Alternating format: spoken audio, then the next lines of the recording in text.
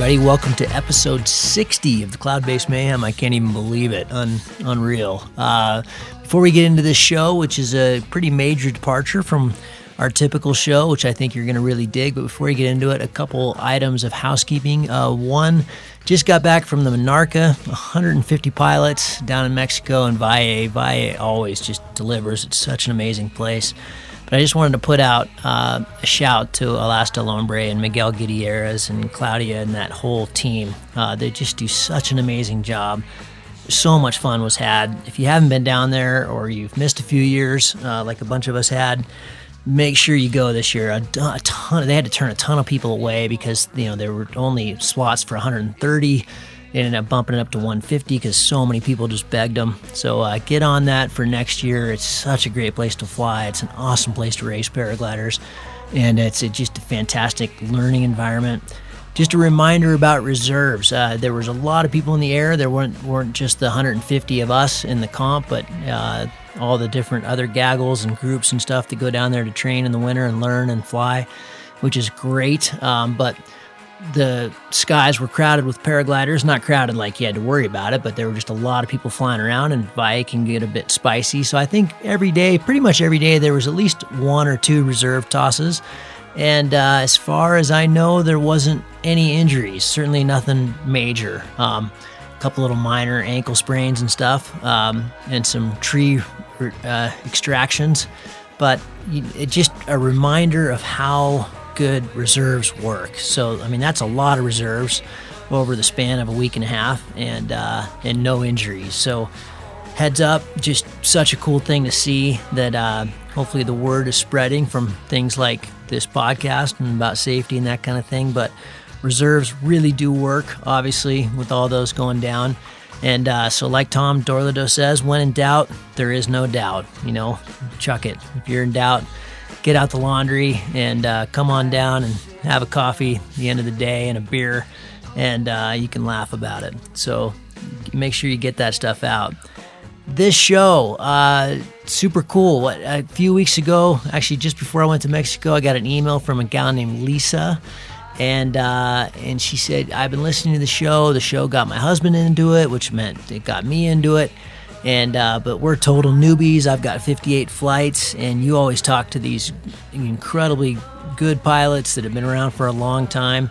And I'd love to just get the perspective from the gals and also get the perspective from a total newbie.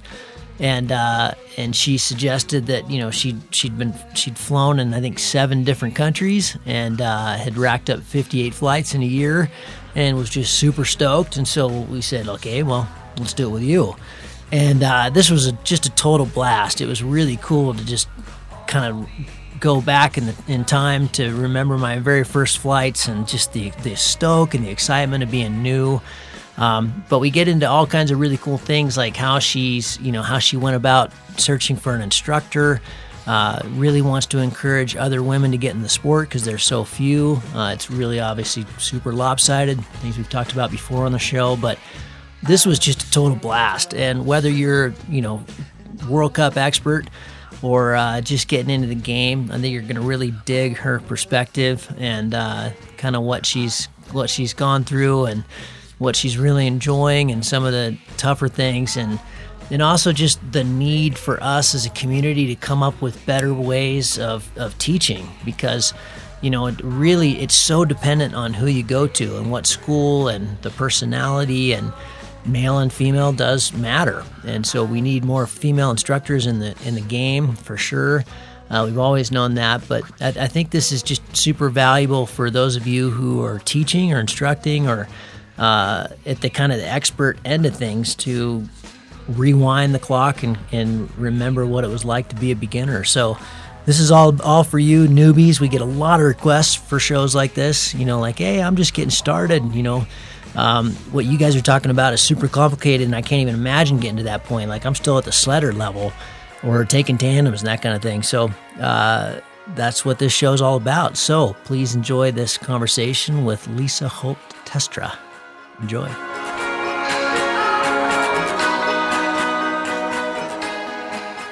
Lisa, I am psyched to talk to you. I really appreciate you reaching out. That's what this thing is all about. This is going to be a really cool conversation because we don't talk to many newbies. And as we talked about before we started recording there, you've got 58 flights and a little self-promoting of the show. I understand that your husband got into flying because of the podcast, which means you got into flying because of the podcast. So let's start there.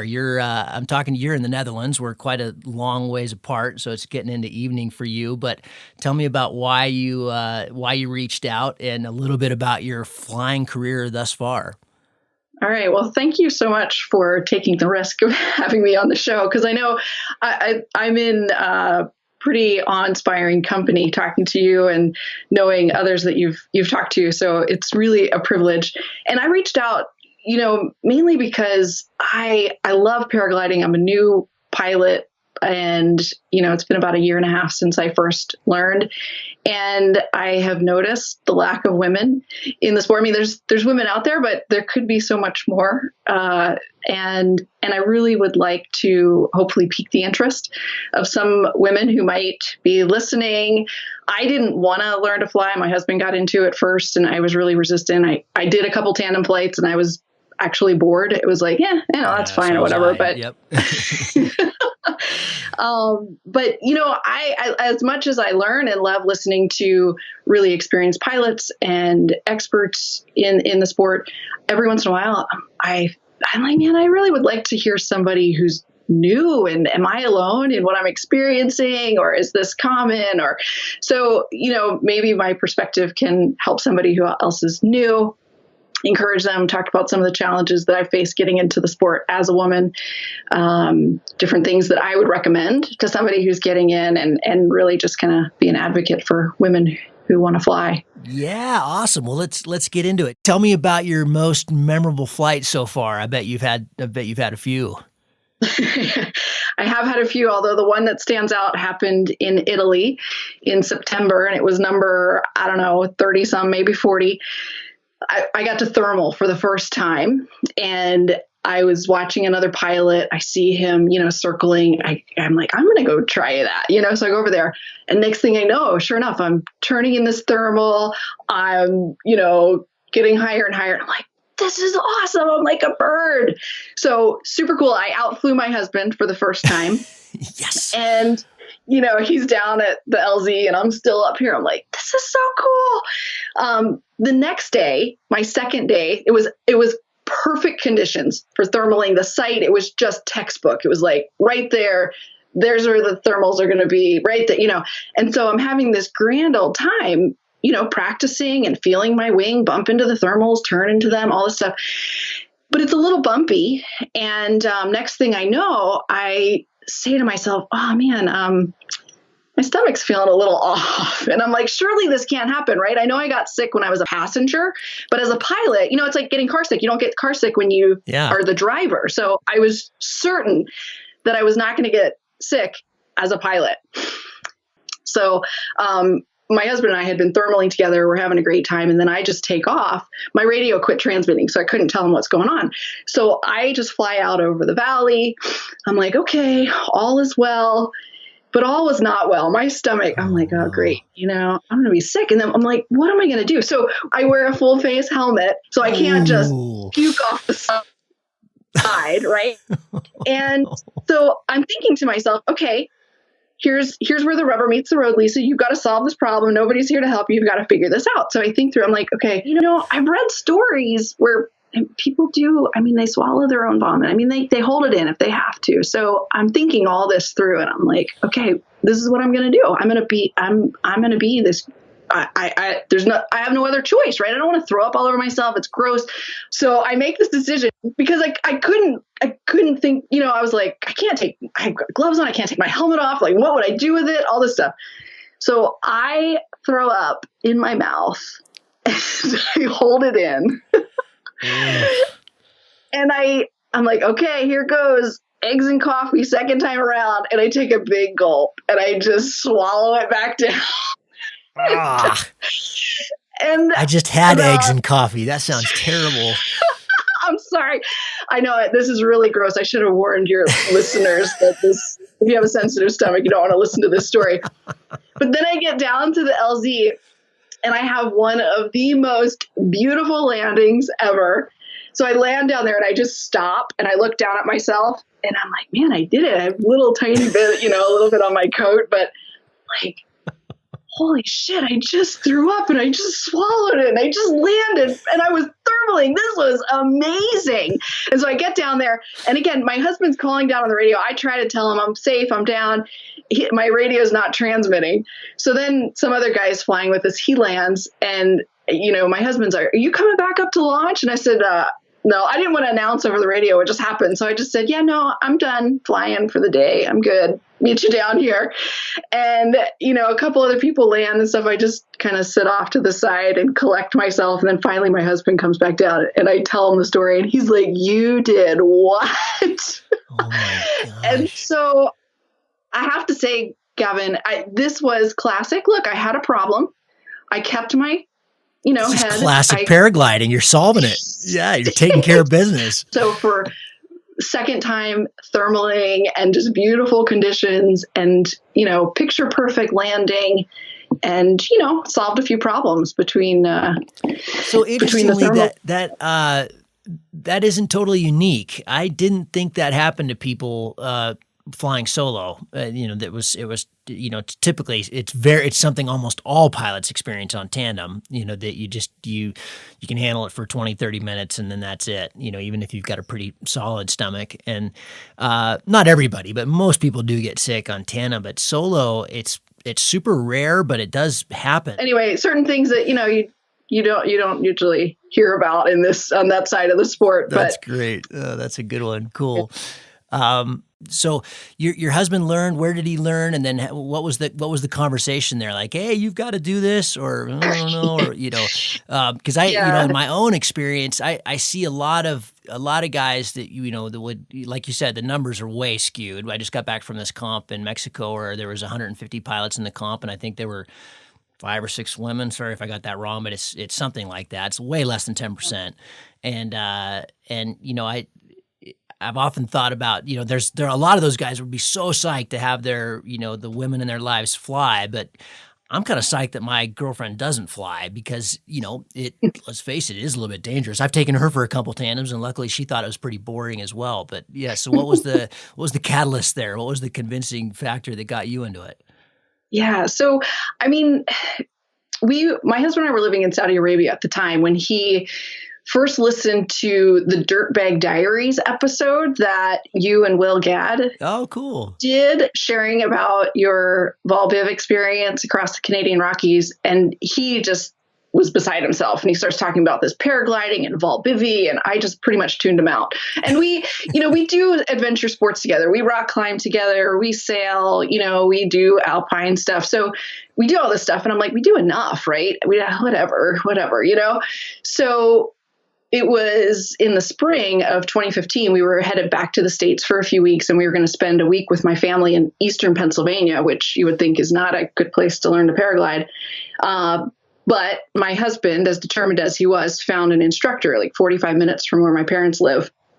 So even though the season was really early, he kind of had to talk this guy into taking him on as a student because he wasn't, a great time of year, but he was determined. So it was tow up, flights and fairly difficult conditions to learn. And I'm watching in one of the flights very early on, I don't know, maybe my husband's 4th or 5th flight, he has this asymmetrical collapse. He's not very, high up. He comes in, lands hard on his side, and he's really shaken up. And he's ready to quit at this point in time. And I don't know, maybe I'm not the typical wife in this because I said, look, you want to do this. You said you want to do this. You said it's worth the investment of this money. Get back out there and do it. And figure it out. That's awesome. You're not the typical wife. I love it. So, that was kind of his start. And then a couple weeks, the following week, we were out in British Columbia with his family.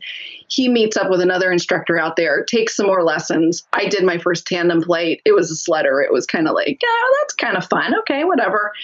And then a couple months later, we were in Annecy in France. And John is continuing to take some lessons because his instruction was not the greatest along the way. And this is part of what I observed, as his wife. I'm thinking, in fact, I asked one of the instructors, is he safe? Is he okay? Because I think that he doesn't know as much as he should. And they're like, no, he's going to be okay. He's going to be okay.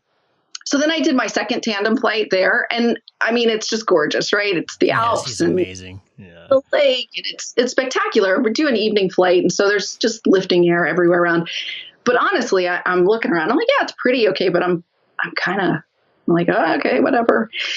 And then my instructor, the pilot, has to get down and to the LZ to help some other students land. And he's saying something to me. And he I speak a little bit of French, but he's talking to me in English, but with this thick French accent. And I am not entirely sure what he's asking me. And just about the time that I realize he's asking me if I get car sick, he puts us in a spiral, and starts, to get, I have no idea what's happening. We have a GoPro on, of course, because and I start feeling miserable. And then he stops and he's like, are you okay? And I was like, not really. And then he, other Does direction. Yeah. Oh, she must be fine. She's not saying anything. I got sick. So I throw up on this flight. We have it on GoPro. I mean, it was absolutely miserable. So this is sort of my introduction to paragliding, and a couple, John continues to fly, loves it. And the following year we're back in Annecy, and I'm kind of just bored out of my mind, right? Watching him fly, but him finally, giving in, okay, he's going to really want to do this. And we got a hotel on the opposite side of the lake from, where everybody's flying. And I'm sitting on my balcony overlooking this gorgeous lake, watching everybody fly. And there's this whole gaggle of pilots up above Plenfay.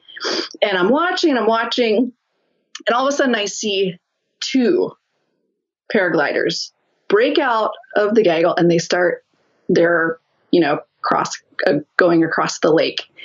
And I looked at it and I was like, oh, that would be kind of fun to do with John. Yeah, and so having a little adventure. That's when I started to actually seriously look into it myself. But, some of my hesitation, Gavin, was I wasn't impressed with the instruction that I'd seen my husband receive. And I realized that with this sport, I had to make sure I really knew what I was doing, because I couldn't rely on John. And so many of the other adventure sports we do together, if we're rock climbing and I get into a tight spot, he can help me. And I knew as a paraglider, I had to figure out how to do it myself. He wasn't going to be the guy that was going to help you. Right.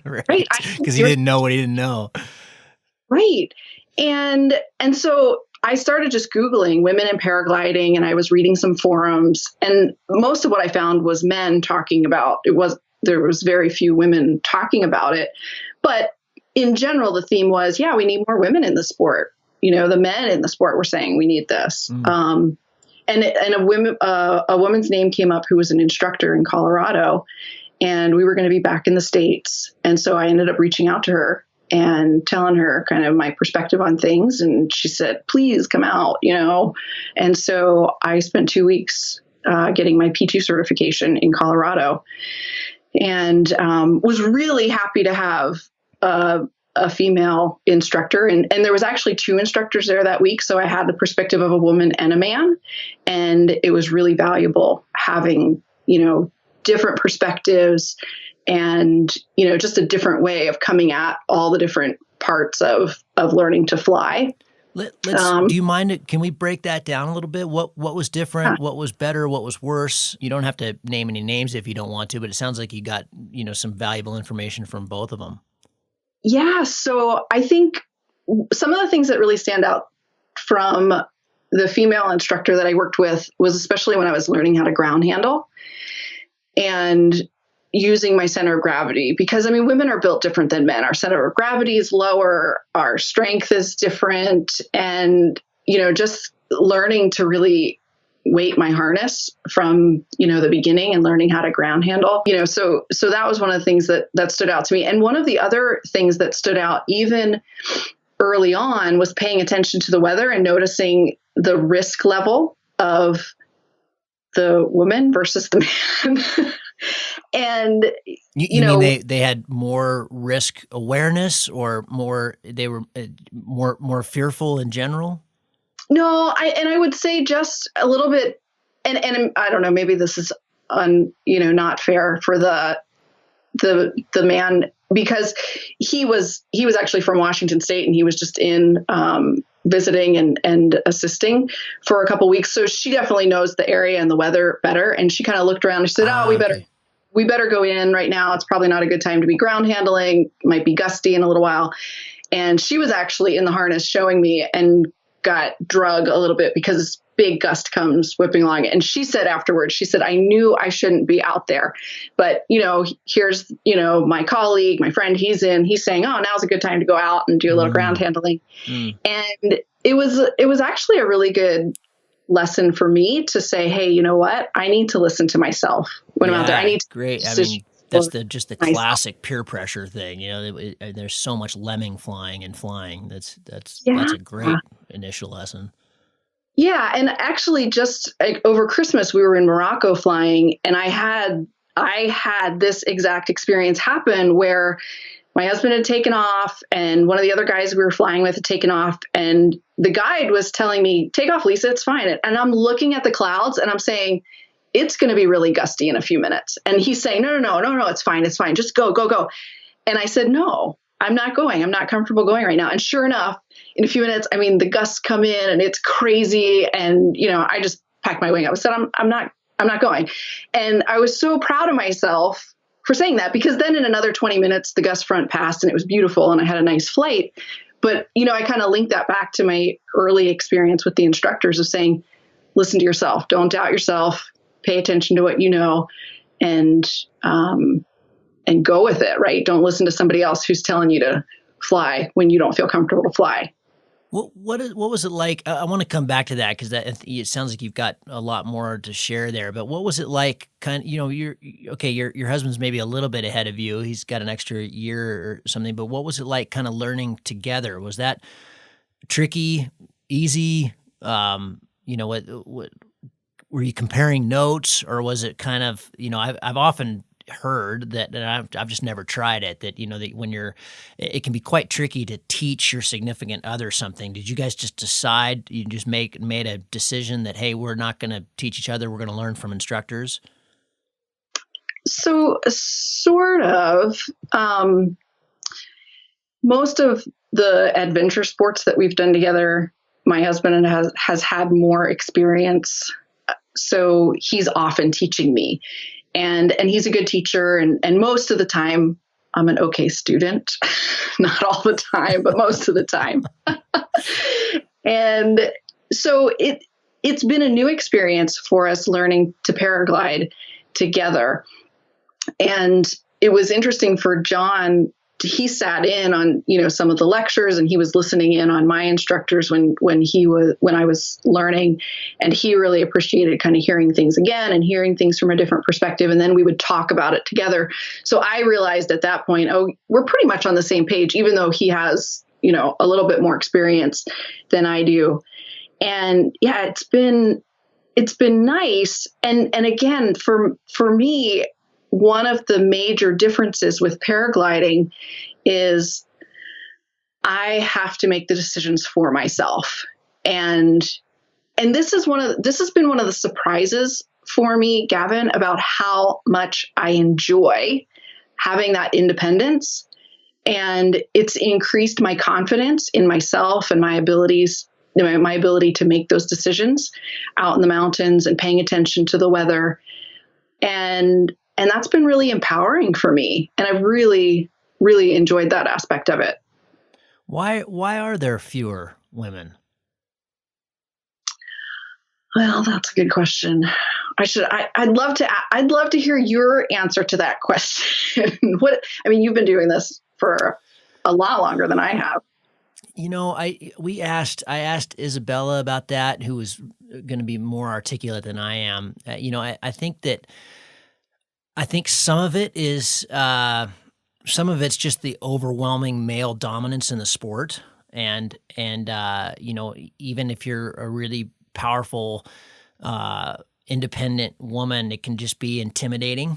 And I think guys mean the best when they try to give a helping hand, but I think a lot of times it's like, God, get away, I got this, and let me tackle this on my own. So I think part of it's intimidation. I think part of it is definitely I think women and men see or experience risk differently, and I think for many that get into it, it's pretty fun, and then they have that scary moment, which all pilots are going to have multiple times in their flying career.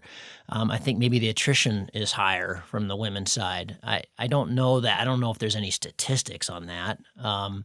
But yeah, I don't know, because hands down, Lori Genovese, and I might be butchering her last name, she just got sixth at the super final, so there's definitely at the comp end of things, there's, typically women are smaller and bigger wings fly faster. So, they are disadvantaged by being smaller a little bit, but otherwise there's really no advantage. There's no physical advantage, certainly, to flying. I was just down in Mexico, this gal Patty and another girl Bianca just crushed it, and they're both pretty small, and so the size thing can be overcome to an extent by just making good decisions and being a good pilot and training hard, and so there's no real. It's a bit baffling, really, because there's no real advantage to being bigger or stronger in this sport. It's tactical, it's strategy, it's there's not a huge physical aspect to the flying side of it. There is to the Vivi side and that kind of thing. But I mean, I don't know. Yeah. Well, and that's one of the aspects that I like about it, because it doesn't involve, brute strength, because men are always going to be, stronger in general than women. And when I, go running with my husband or go cycling with him, he's always going to be, waiting for me, and he's always faster and can go farther and go longer. And it's nice to be in a sport together where it doesn't rely on, my physical strength. It is more that tactical. So that's a nice aspect of it. When I talk to, I've tried to convince a few of my friends to consider it, and some of it I wonder if it's some misperceptions. I didn't grow up in the world of adventure sports, and when I was 2005, so how many years? 13 years ago, my first husband died. I was 28, and that was a major transition in my own life. And before that, I had been outdoorsy. I grew up with horses, and I was really involved in horseback riding and things, but I hadn't really been involved in, adventure sports or a lot of outdoor physical activities. And after his death, a kind of part of my healing journey was pursuing physical exercise and pushing myself and adventuring. And I found a lot of, I guess, solace and healing in pushing myself physically, where before, with this experience with my husband being ill and dying, it was all emotional. And so I, late 20s, early 30s, kind of got into this world of outdoor sports and rock climbing and hiking and camping and sailing. And now, I mean, I was 39, I guess, when I was learning to fly, or I guess 40 even. So yeah, I'm learning to fly at 40. And, I guess some people think, well, if you don't learn it early in life, it's too late. Right. And that's one of the other beautiful things about paragliding is you can learn it at any point in time, and you can continue, if you're safe. I want to be an old pilot, right? I don't want to be one of the bold pilots. I want to be an old pilot this is something that can continue for, 20, 30 years as I age. And that's a nice aspect of it. Some of my friends think, oh, you have to jump off a mountain. I could never jump off a mountain. And so I try to tell them it's actually, you don't, well, I mean, you can go places where you have to jump off a mountain, right? But most of the time you are on, just a nice little incline and you start running, and next thing you know, your feet are off the ground. It's amazing. It's really gentle and gradual, most of the places that you can fly, especially as a beginner. And, just helping people see it doesn't have to be this big, jump off a mountain experience. And I think, as a woman, I noticed some of the difference between my husband's goals for himself, and he wants to get high. He wants to fly high. He wants to fly XC. And I look at it and I say, someday, once I have the experience, that would be really enjoyable. But until I have the experience, until I feel really confident in myself, I'm okay with sled rides, and I'm okay with, some nice, easy ridge soaring. And, this last fall I got to experience some thermaling for the first time, and that was cool, and just really looking at it step by step. And it doesn't have to be, I've got to get as high as possible and as far as possible, as soon as possible, if that makes sense. How would you encourage women to get into what was the hook? You had these kind of dismal, maybe not dismal, but you had a boring tandem. You had a tandem where you puked all over yourself. Obviously maybe then if you hadn't had your husband into it, that would have been it. But when was it that you went, whoa, this is incredible. I gotta do this. My first flight, my first training flight. And my first training, so at my training site, it was all hike and fly. I had to hike my wing up the hill every single one of my training flights. And my very first flight, I had an instructor at the launch and I had an instructor at the LZ. And right before we take off, we do a radio check. Everything's working fine. And they had done a really good job of talking me through everything. So I knew, they're like, when you take off, you're going to stay out of your harness for a while. Don't get in your harness right away. Wait longer than you think you should, all this stuff. So I take off and I'm flying and I look down and there's 3 or 4 deer down grazing on the hillside. And they look up at me and I'm like, oh, that's really pretty. Look at that. And I'm flying and I'm not hearing any instruction at all on my radio. And all of a sudden I think, I think I should probably get in my harness. So I get myself in my harness and I'm drifting off to the right. The LZ's over to the left. I'm drifting toward this lake. Little do I know, my instructors are freaking out because the radio had quit working. And they're Why isn't she turning left? Why isn't she turning left? Yeah. And so I steer myself back over to the LZ and I yell down to the instructor. I'm like, I got nothing on the radio. And she runs over and, talks me through my landing.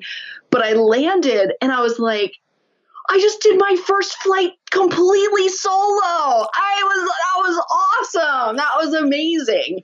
And for me, it was just like, I didn't know how I'd react when I was flying by myself, but I loved it. It was like that moment. Cool. It was like, okay, this is awesome.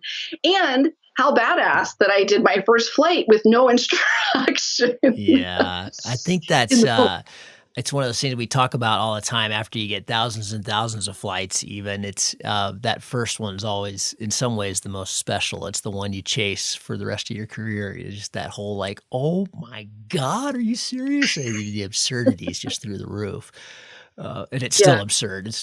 Even now, it's every time I step off, it's still totally absurd. Let's get back to how you're navigating the instructional space, because it sounds like, before we started recording, you were talking about that a bit, that it's been tricky. One of the things that we're trying to figure out, and by we, I mean the community, is that it's not like it's a franchise. This isn't McDonald's, how you learn how to paraglide.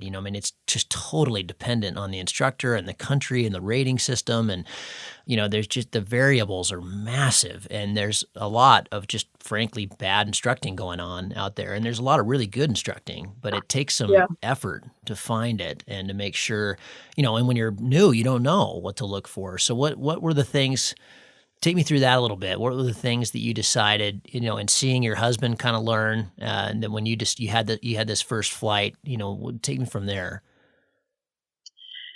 So, I mean, for me, it was, I really wanted to make sure that I was getting instruction that I could understand. I have a hard time grasping the physics of understanding the wing and why it flies and why it doesn't, and understanding, well, if the wing's coming from this way, the wind, and that is not easy for me to grasp. And it's much more intuitive for my husband. And so for me, I wanted to make sure that I really understood as much as possible. And I've had to come to terms with the fact that I have to hear it multiple times. I have to read it. I have to play around with it. I have to visualize it in my own mind. And then, it's kind of understanding the way I learn, and then finding, an instructor that will recognize how I learn and respect how I learn. Because as an adult, we get to make that choice, right? As kids, when we're in school, we don't get to choose our teacher, but as an adult, I get to choose, my instructor. And I think that's really crucial, that we find somebody that communicates in a way that works with the way our brain learns, if that makes sense. Totally. Is that, in your experience, did you find that in your female Colorado instructor? Have you found that it seems to be better with other females, or not really? Well, and that's a good question, because I haven't interacted with other women instructors since then. Oh. Since I arrived in the Netherlands, we moved to Europe in October of 2016, and I thought, great, we just learned to fly, and now we moved to the flattest country in Europe. Is this a joke or what? But there's a dune soaring community here, and a community of paragliders, and the beach. I mean, I was kiting on the beach for 3 hours earlier today. It was awesome. And I met up with an instructor here, and the first day I went out and I said, well, I'll just see how it goes and, pay him for a lesson. And I was blown away with how much I learned just about ground handling, and immediately signed up, for his whole course to learn. And so since being here in the Netherlands, I've spent so much time ground handling and really understanding how my wing responds. And I know you've had whole episodes, which I've loved, on ground handling. And for me, as a new pilot and learning, as I progress, in this very beginning of my career, I'm realizing how significant it is that I just happen to land at a place where I have ground handling, Jedis to learn from. And they're amazing, these guys that fly the dunes, and some women as well. My first instructors were really good. We didn't have great conditions for ground handling. I mean, we did the best we could. But they were really good about saying, look, consider it two separate sports, ground handling and flying. And that's something that has really stayed with me. And I've really focused on developing here, because we have just great conditions to practice kiting and ground handling. And I am so much more confident now when I go to a mountain site and I go to launch, because I know what my wing's going to do. If the wing, the wind catches it over here, and I know how to, kite my wing so much better. It's not just a crapshoot when I go to take off of well, I hope it comes up and does what it's supposed to do.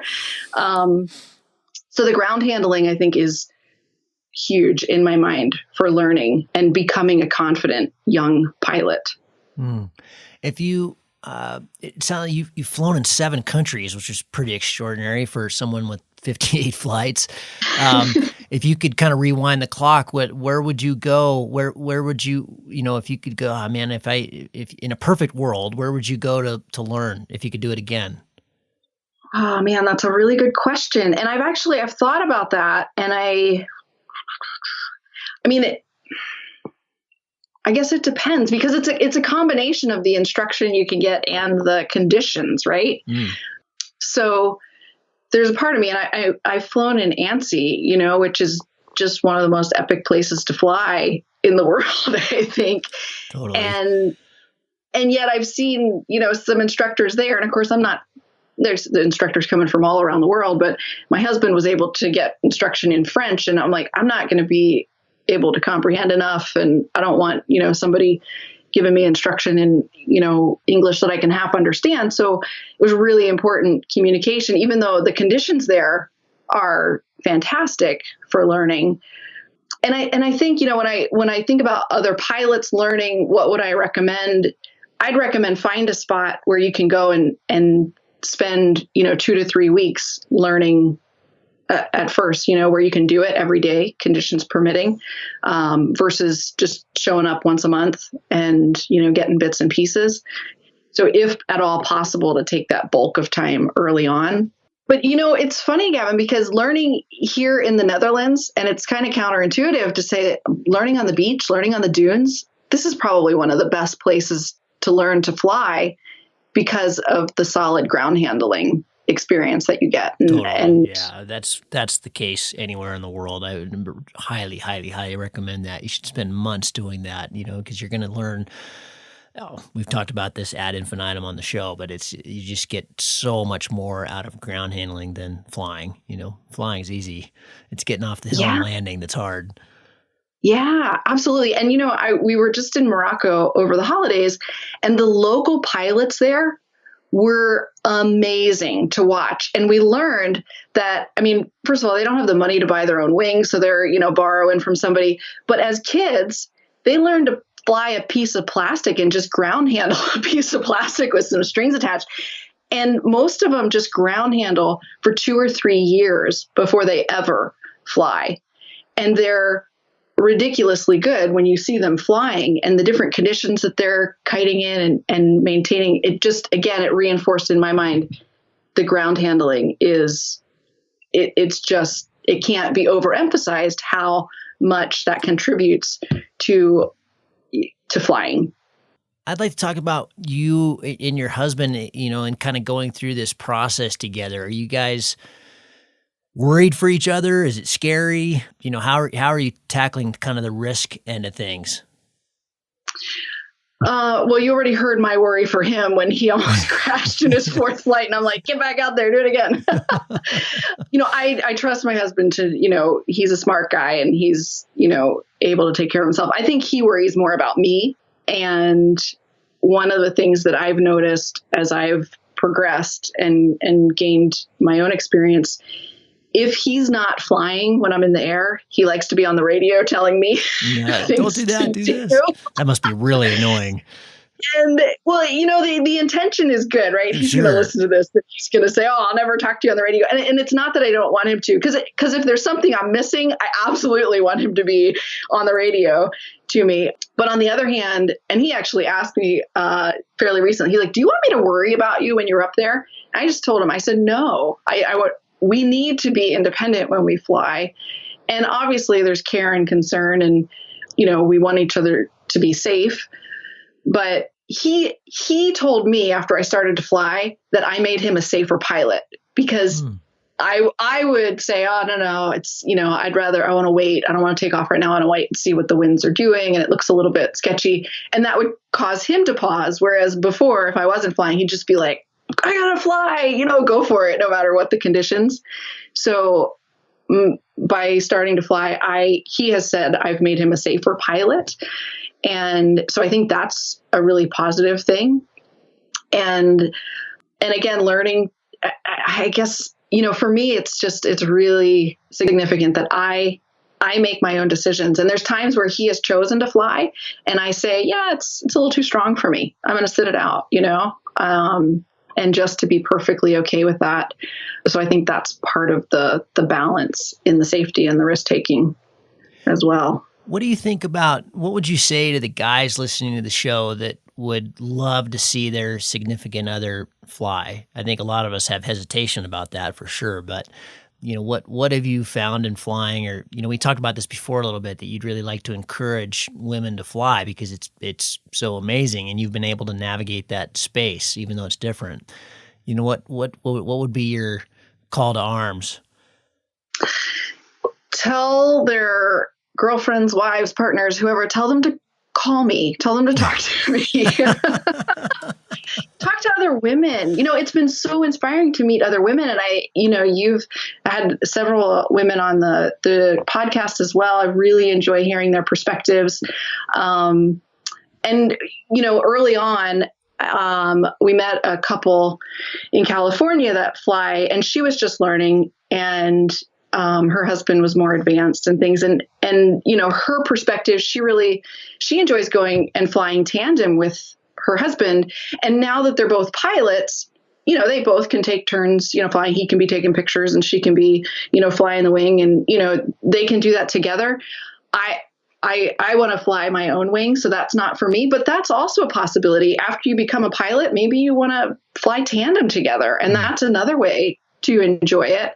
So, my friend and her husband really seem to enjoy getting out and flying tandem together. That's something else. But for us as women, the opportunity to talk to other women, I think is so important, because our perspective is unique and different. And so I would really say, somehow, if you want your girlfriend or your wife or whoever to consider flying, figure out a way for her to talk to other women who fly. And I'm more than happy to talk to anybody who's considering it. And what should we, that's great. And what should we look for in helping them find a good instructor? Yeah, I think, I'd love if there were more female instructors out there.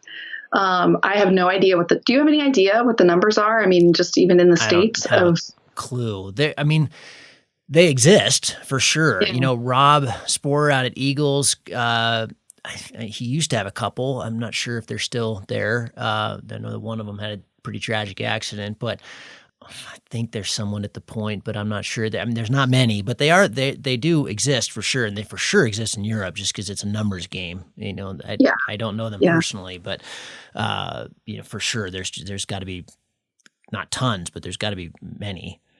Yeah, I think number one, just kind of understanding how are you going to learn best, and then talking to instructors beforehand. I mean, I basically interviewed, my instructor before I decided to take lessons with her. I wanted to get a feel for her perspective, and did she understand where I was coming from and my concerns.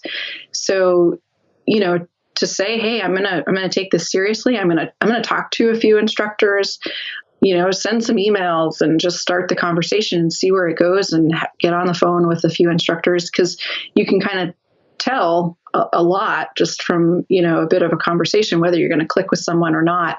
And I think it's really important to find someone that you click with. Another woman pilot I ran into, she started her lessons with an instructor, and he just tended to be really rough and, yelled at her about different things. And she just quit. She said, I'm done. I have no desire to learn this way.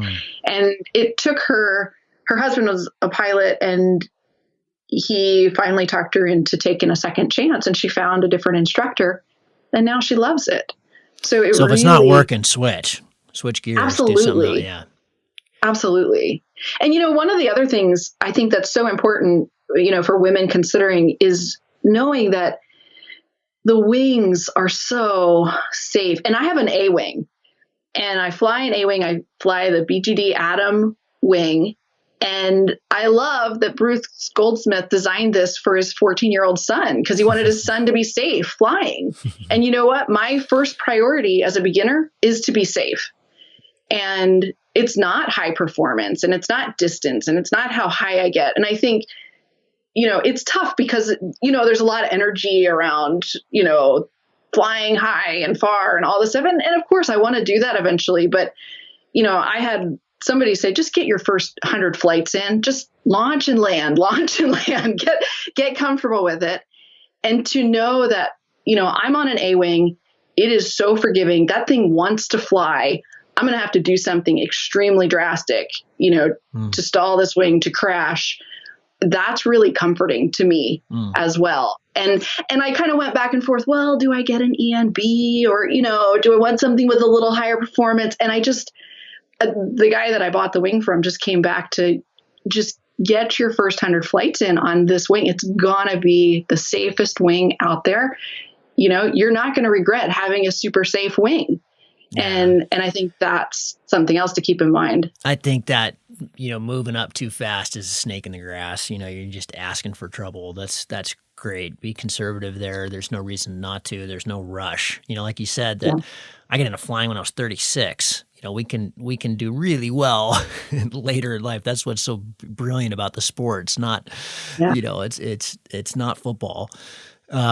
Awesome. What about like launch? Okay, so you've flown Montmin and Plan Fay, two of the busiest launches maybe in the world. Annecy is just amazing.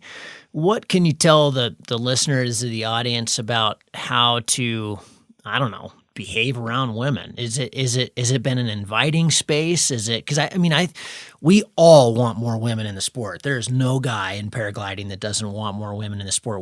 I can just tell you, we get really psyched when we see you guys come to launch. And so it's not a lack of desire.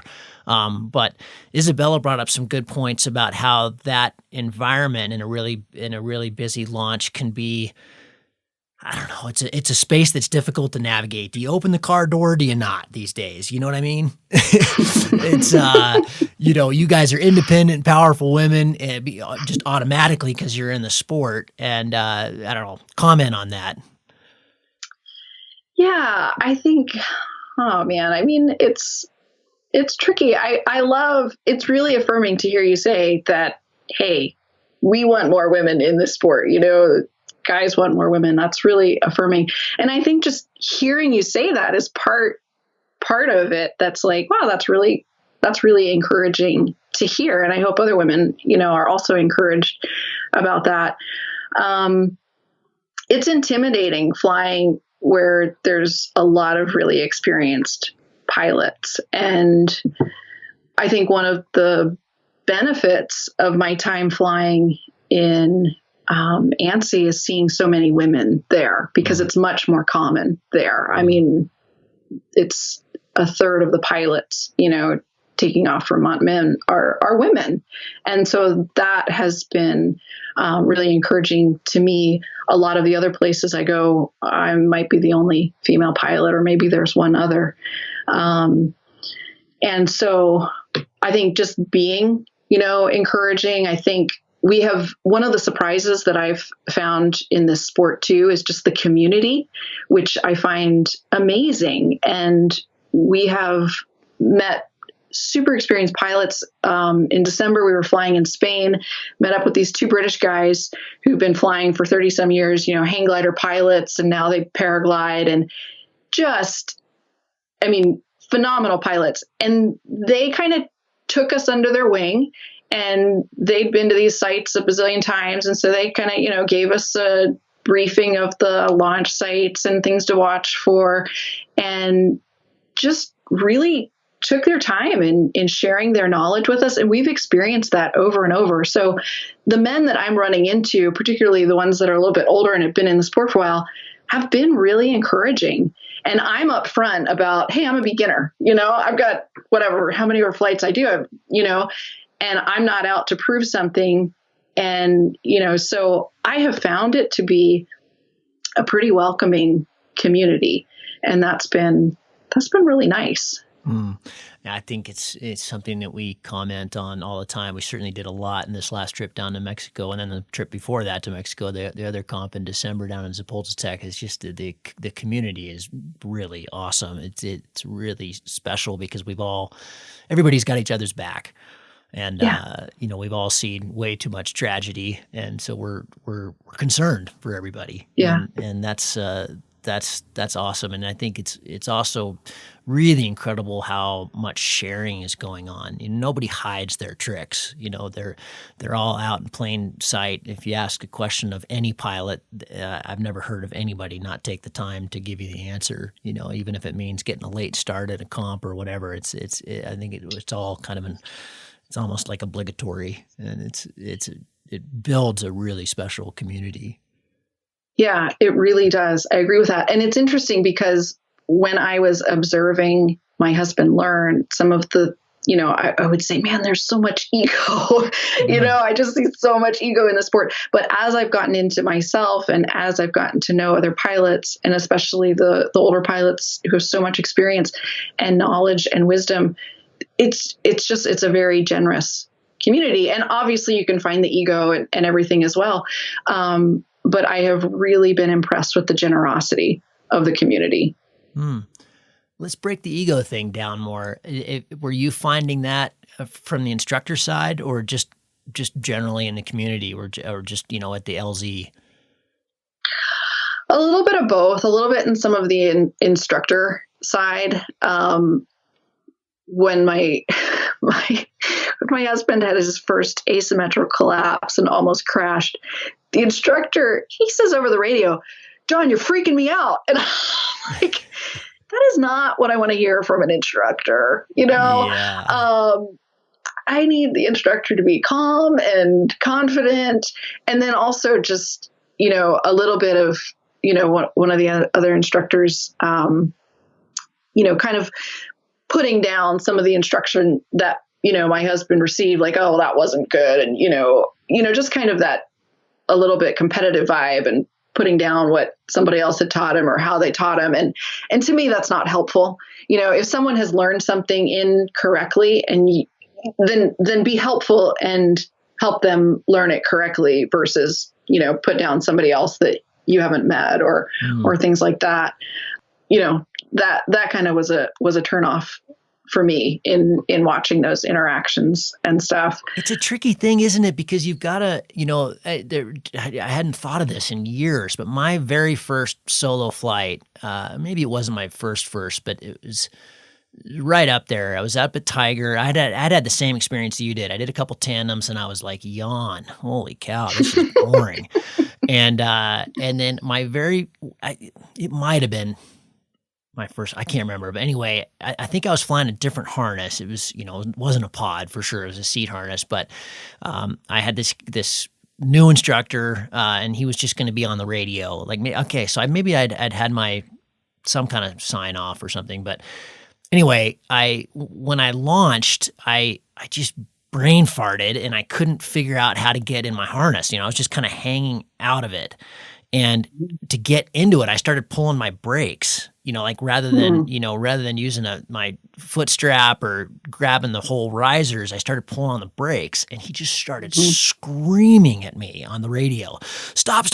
And I didn't know stop what? Stop flying? Stop turning right? I had no idea what, and I damn near stalled the wing and would have gone in. Yeah. And, eventually I realized, whoa, I'm pitching way back here. And, for whatever reason, I just had a totally spaced out moment and, decided that day. And my buddy who had arranged the instruction was on launch and saw the whole thing. And when I landed, he was like, we're not going with him. That's it. He just totally panicked. And, but, how do you know that they're going to react that way? He had been an instructor for years. And, it was just one of those things that he didn't anticipate. He was paying attention to this cute girl on launch. He wasn't really watching, and he looked up and he saw me nearly stalling. And, but yeah, it's hard. I mean, how do you know that they're going to behave correctly? Like your guy, that was really stupid. Wait a minute. Yeah. That's not what I want to hear right now. Yeah. Well, and I think, again, following the advice of your friend, we're done with that instructor, right? You have an experience like that, you move on. Yeah. You don't have to stay with that instructor. And that's part of, really feeling empowered to search out an instructor that works for you is so important. And, it's one thing to be a great pilot. It's another thing to be a great instructor. And, very different skill set. Different skill sets. Yeah. And I think, for an instructor to keep in mind as a new pilot, I remember very distinctly just learning to ground handle and my instructor saying, why are your hands doing this? And I remember thinking, I have no idea what my hands were doing. And I have no idea what you were talking about. Speak English, person. And, and she said, okay, so next time, raise your right hand or your left hand or do it this or put it here. And then, it was this experience of, okay, now I'm aware that I have a right hand and it's actually doing something. And, and again, having an instructor who can articulate what you need to do rather than, in your case, he was just saying, stop, stop, stop. You need an instructor to say, raise your hands up, and be able to give you simple advice that you can follow. Because when we're learning something new, it's overwhelming to our brain at first. And I find it really interesting to learn as an adult because I kind of could feel my brain process this information. And, the first time I would be like, I have no idea what my hands were doing. And then the next time I would think about my hands and be like, oh, cool. Look what they're doing. And look what happens when I can actually pay attention to it, until you get that muscle memory in. But I think, again, having an instructor who can articulate in very simple terms, patiently, what exactly you need to be doing, because it is overwhelming to our brains when we're first learning. On this recent trip down to Mexico, there was a gal in the van going up to launch one day, and she was cracking up because she was being very vocal that she was single, and which is a great playing field because there's so many men. Yep. But she was saying, in this sport, you're either single because the sport has made you single because you chase it so hard and you never have time to be home, or you're in a relationship with another pilot. And that has not been my experience. All the guy pilots that I fly with here in Sun Valley are in very strong relationships, and none of their spouses fly, unfortunately, including my own. But but I got to ask you this personal question because it's something that our listeners frequently ask, and I think, people don't understand how to navigate this space. You guys are learning together. You're married. Has it created any problems? Has it created any issues? Are there things you've had to quabble over? It's interesting because for us, it hasn't caused any major issues. It caused more issues before I was a pilot because I was tired of sitting around waiting for John. And I didn't get that, he'd go fly in the morning and then he'd be free in the middle of the day and then say, well, I'm not sure. Maybe I'll go back tonight. Maybe I won't. And I'm like, what the heck? I don't understand. Just, are you going to fly or are you not going to fly? And so I didn't understand and I got very irritated a few times. So it's actually helped a lot understanding the sport. And I would say, even if I decided I don't like this, just taking the lessons, just understanding what he's doing, I have more appreciation for it. And at the same time, I can see as we move forward, we're both pretty new, right? So there's plenty of time in our futures for it to cause challenges. We'll do a follow-up episode. Yeah. Get back to me in 24 months. But again, here's the thing. I think it's really healthy for our relationship, coming back to the independence part, where there's lots of things that we do together where we're dependent on each other. And those are really cool in a different way. The fact that paragliding, we're not dependent on each other, I have found really healthy for both of us. And again, especially for me as a woman, and being used to doing other sports with John, where he always takes the lead and he has more experience. And I just, I'm the belayer, I'm following, I'm cleaning, this and that. And now to say, what? No, I've got my own wing. I've got my own gear. I have the knowledge to do this. And it's given him the freedom, because I'll say, hey, if you feel good about flying, go fly. If I want to keep my feet on the ground, then I'm going to make that decision for myself. But you make your own decision. And I have found it a really healthy thing in our relationship. Cool. That's great. Lisa, this was highly entertaining. I had a smile on my face the whole time. Thank you so much. I really appreciate you articulating all of this and sharing with the audience your endeavors up to 58 flights and talking about your perspective. I think that's super valuable. Shout out to the women listeners there and the guy listeners too who want to get their gals into the sport. Contact Lisa, give her a shout, yes. And that's just awesome. Like I said, we would love to see more women in the sport. So I hope this is encouraging to those that are maybe on the fence thinking about it. But is there anything else before we sign off? I really appreciate this talk. Thank you for your time. I would say one other thing that really stood out to me that I heard from one of the guests on your podcast, and I I'm really bad at remembering the names, but very experienced pilot had a pretty serious accident. Joanna. And you talking about a female? No, it was a guy. Okay. But after his accident, when he got it back into it, he made the decision to evaluate, hey, what's my, 100% capacity level, and then to back it off 20 or 25% and to fly within, 75% of his ability. And as a new pilot, I listened to that and I said, you know what, that's a really good thing for me to keep in mind as a new pilot, to not push it to 100%, to say, oh, well, I could do that, but probably backing it off 20, 25% is going to keep me safer. And that has really stuck with me. And that's obviously looks a lot different for me than it does, for you or, another super experienced pilot. But that has been profound and really has stood out to me from one of the episodes of the podcast. Because again, it goes back to the safety for me. I really want to start off safe. I want to be an old pilot. And so I've got to be careful and not push those limits all the way to 100%. I don't know who that was. I want to say that's Will Gadd, but he's never had an accident, so it's not him, because that sounds like something he would say. It's so smart. That is great advice that I'd completely forgotten. Yeah. So thanks for bringing that back up. But I'm actually working with Cross Country Magazine about putting the podcast together as a book, kind of like a Tim Ferriss's Tools of Titans. So once we get to episode 100, I've already actually started going back through and organizing it and putting all the chapters together in terms of safety and risk and freeline. All the different aspects that we cover on the show. So that's a great one. Thanks for reminding the listeners about that. That's good advice. Lisa, thanks so much. I really, truly appreciate this. I appreciate you reaching out. That was kind of a bold move, and that was super enjoyable. It reminds me that we have to cater more of the shows to your end of the audience as well, because that's what we want to do, is encourage people to get into the sport.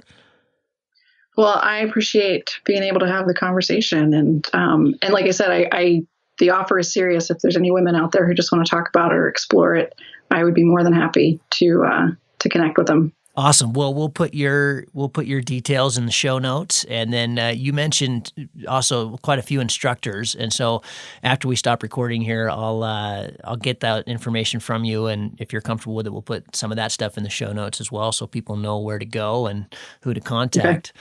Lisa, thanks. Awesome. Enjoy your ground handling in the Netherlands. May you and your husband have a great lifetime flight, and I'm sure we'll be meeting in the air at some point. That's how this sport works. Sounds great, Kevin. Thank you.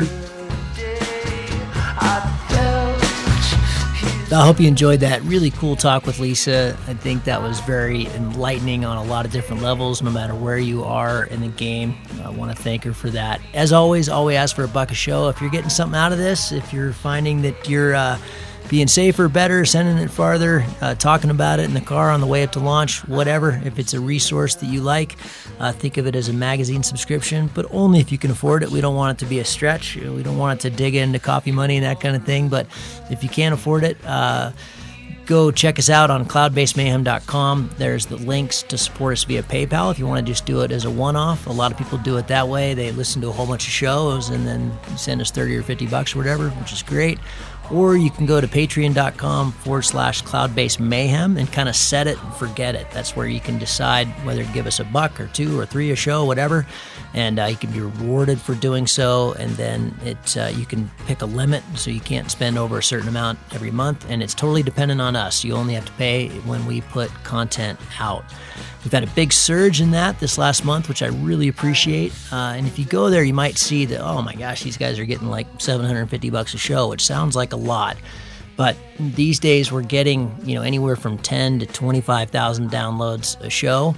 So, and a lot of those people on Patreon and then on PayPal and that kind of thing are sending us quite a bit more than $1 a show, which means that only a bare fraction of the listeners are actually supporting it, which is totally cool. We're going to keep doing it, and it's always going to be free. And I understand a lot of people just don't have the funds to do it, but if you're getting something out of it and you think it's a good resource and you want to support us, we'd be really pleased to accept that. Thank you very much. As you can imagine, there's quite a bit of money spent on equipment and servers and music and editing and all that stuff, and of course, a lot of time. But we dig it. We hope you dig it. Thank you very much. And P.S. The next show is with Marco, who I just was flying with and racing with down in Mexico. He was absolutely crushing it on a Queen, an ENC wing. It was actually pretty frustrating. He was just dominating the gaggles and pushing out and really flying fast. I mean, he's making the Enzo 3s look slow. So got to ask him about the wing, but a lot of you have been asking, a lot of the people I interview are two-line pilots and World Cup pilots and that kind of thing. And that's definitely not the majority of paragliders in the world. And so many of you have been asking about techniques and strategies and just, digging into the deep stuff on three-liners and how to fly, an ENB or an ENC glider better. So that's what the next show is all about. Really stoked to talk to Marco. He's a long-time World Cup pilot. I think he's going to be signing up for the X-Alps next time. So he's an exceptional pilot, but he was down there just crushing on an ENC. So that'll be a lot of fun. So stay tuned, and we'll see you on the next show. Cheers.